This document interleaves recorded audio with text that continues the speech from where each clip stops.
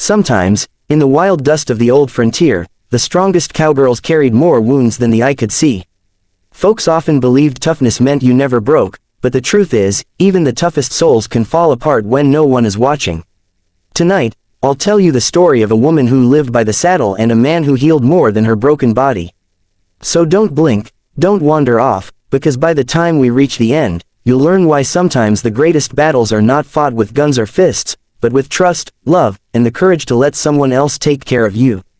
The evening sun bled its final light across the dusty main street of Red Rock, washing the town in a glow of orange and copper as if the sky itself had been set aflame.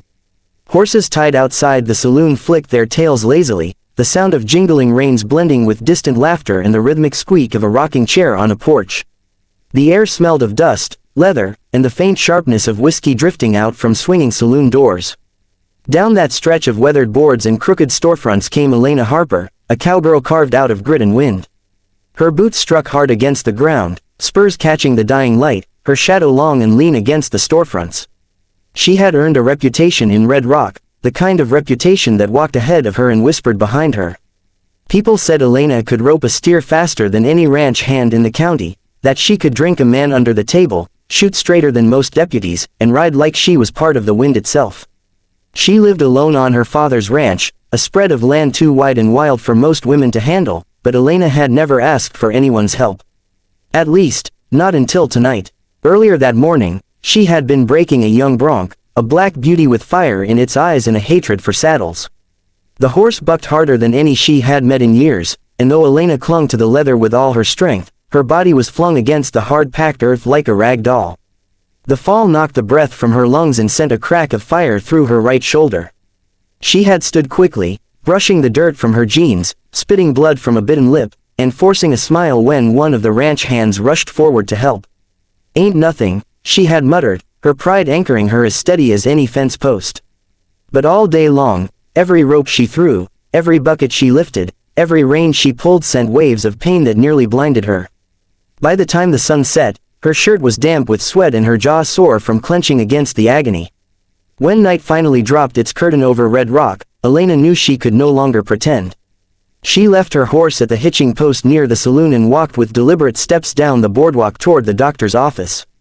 The lantern light flickered weakly against the frosted glass window, letters painted across it in steady script, "Drive. Samuel Carver, physician." The name itself carried weight in the town.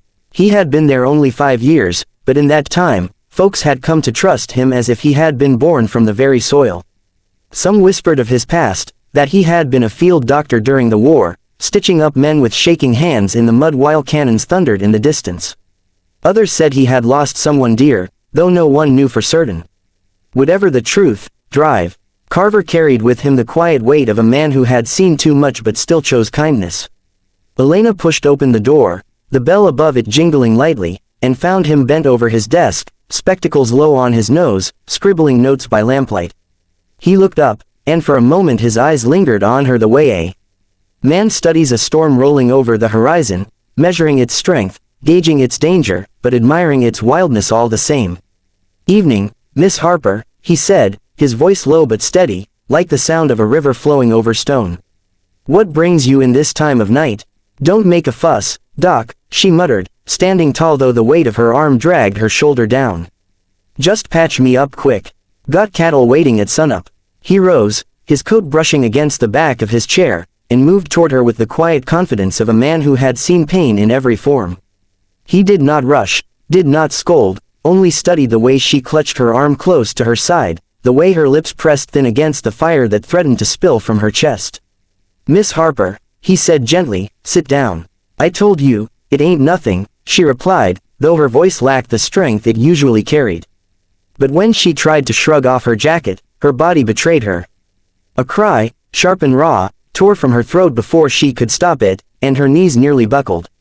The doctor was there in an instant, catching her with hands that were firm but careful, guiding her to the padded examination table with the ease of someone who knew how to steady broken things.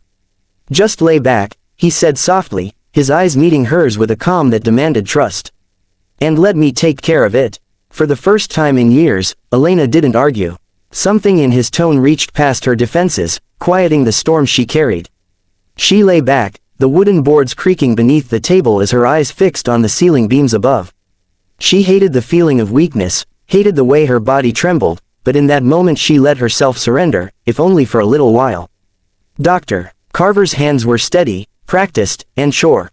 He pressed gently along her shoulder, finding the knot of dislocation, his touch careful but unyielding. Elena gritted her teeth, but her mind drifted in places she had long buried. She remembered her father's voice, harsh and unyielding, telling her that weakness had no place on their land. She remembered long rides across the prairie, her only company the howl of coyotes and the whistle of the wind. She remembered burying her mother with her own hands, dirt clinging beneath her nails as her father refused to shed a single tear. Life had taught her early that she was on her own, and she had carried that truth like a badge ever since. The pain flared sharp as he set the joint back into place, and tears stung the corners of her eyes though she refused to let them fall. He bound her arm carefully in a sling, his movements slow, deliberate, as if reminding her that healing could not be rushed. "It's not broken," he said finally, his voice steady, just badly dislocated. "You'll need rest." Rest. She let out a short laugh that came out more like a growl. "Doc, I can't afford to rest. The ranch won't run itself." He pulled a chair beside her, resting his forearms on his knees, his gaze locked on hers with quiet intensity. "Miss Harper, you've been fighting alone so long you've forgotten something important. Rest isn't weakness. Even the strongest horses have to stop at the river and drink. You'll run yourself into the ground if you don't let anyone help you." She turned her head away, staring at the lamplight flickering against the wall, her throat tight. She wasn't used to hearing that tone, wasn't used to anyone speaking to her with something more than command or expectation. This man's voice carried no judgment, only truth. For a moment, the silence between them was filled only by the ticking of the clock on the wall and the distant sound of laughter spilling from the saloon down the street. Finally, she swallowed hard, nodded once, and pushed herself to her feet. "Thank you, Doc," she muttered, her voice rough. She walked out into the cool night, the stars stretched white above her like an endless blanket, but his words followed her every step of the way. "Just lay back and let me take care of it." The days that followed tested Elena's patience more than any bronc or stampede she had ever faced.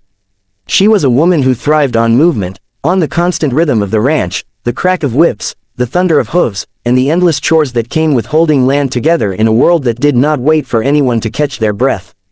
Now her arm was bound in a sling, her muscles stiff, her pride cut deeper than the injury itself. Every small task turned into a reminder of what she could not do. Lifting a bucket of water became a war. Swinging a saddle onto a horse's back left her doubled over in pain. Even the simple act of combing her hair turned into a struggle she never would have admitted out loud. Stubborn as the day was long, she still tried to work as if nothing had changed, but the pain always stopped her in her tracks, leaving her breathing hard, sweat dripping down her temples, frustration building like storm clouds in her chest. What gnawed at her worse than the pain was the silence. She was used to the sound of her own voice, hollering commands at cattle or cursing a horse that tried to throw her. Now she moved slower, quieter, unable to fill the land with the noise of her strength. In those silences, she felt the weight of loneliness more than ever, the echo of empty rooms in the ranch house, the absence of another set of hands to share the load. That silence pressed harder than any injury, and though she would never admit it, she longed for something, or someone, to break it. Dr. Carver appeared at her ranch gate the very next morning after setting her shoulder.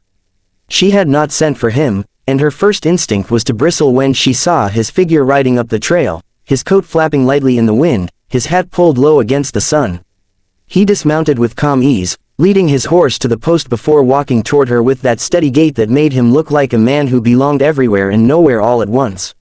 "Morning, Miss Harper," he greeted, eyes flicking to her bound arm. She squinted against the light, shielding her pride as much as her face. "I didn't ask you to come. I know," he replied simply, unbothered by her edge, "but I thought you might need a hand with the heavier work. That shoulder won't heal if you're hauling water buckets and saddles around." Her instinct was to dismiss him, to tell him to turn right back around and leave her to her stubborn ways. But her arm throbbed with every breath, and when she looked at him standing there, quiet and patient, she found the words caught in her throat. She turned away instead, muttering, "Suit yourself." From then on, his presence became a steady rhythm in her days.